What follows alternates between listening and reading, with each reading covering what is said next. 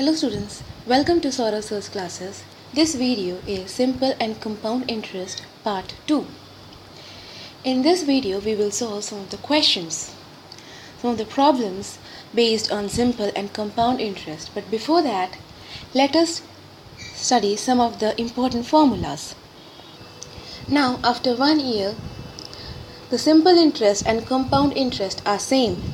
But the difference between simple interest and compound interest on a certain sum at R% rate of interest per annum for 2 years is equals to P, which is the sum, into R by 100 square, where P is the principal or sum and R is the rate of interest per annum. And the difference between simple interest and compound interest on a certain sum at R% rate of interest for 3 years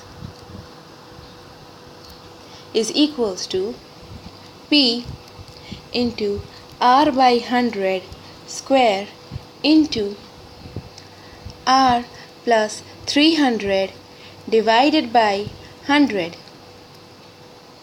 This is the difference between simple interest and compound interest,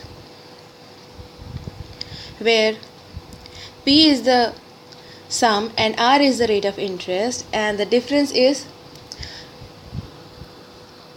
for 3 years. That is the difference between the simple interest and compound interest on a certain sum P at a rate of interest R per annum for 3 years. Now, if Ssi is the simple interest for a certain sum for 2 years at annual rate of interest of R%, then compound interest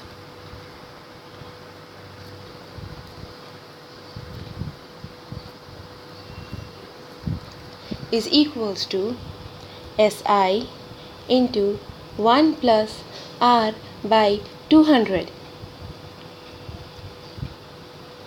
If the sum is compounded, if the equal amount of sum is compounded at same rate of interest, then compound interest is equals to Ssi into 1 plus R by 200. Now let us solve the following question. Here we have to find the difference between compound interest and simple interest for 2 years on sum of rupees 1250 at 4% rate of interest per annum. So the difference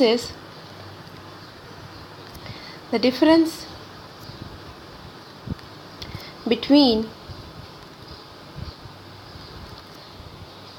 compound interest and simple interest is equals to P, which is 1250 into R, which is 4 by 100 square, which is equals to 1250 divided by, this is 625, which is equals to rupees 2. So the difference between the simple interest and compound interest at a sum of 1250 at 4% per annum is rupees 2. In the next question, we are given that a certain sum at a compound rate of interest becomes 2.5 times in 6 years. Then the same sum would become what types in 18 years? Now, so given is N1 is equals to 6 years, N2 is equals to 18 years, X is equals to 1 by 2, which is equals to 5 by 2, and we have to find Y. So using the formula, x raised to the power 1 by n1 is equals to y raised to the power 1 by n2, we get 5 by 2 raised to the power 1 by 6 is equals to y raised to the power 1 by 18, or y is equals to 5 by 2 raised to the power 18 by 6, which is equals to 5 by 2 raised to the power 3, which is equals to 125 by 8. So the sum would becomes 125 by 8 times in 18 years. In the next question, we have a person who has invested a total amount of 2600 at 4%, 6% and 8% per annum simple interest, and at the end of the year he got same interest in all three cases. So we have to find what is the money invested in 4%. Now let he invested X amount or rupees X in 4%, rupees Y in 6%. So 2600 minus X plus Y in 8%. Now since the simple interest is same in all three cases, therefore X into 4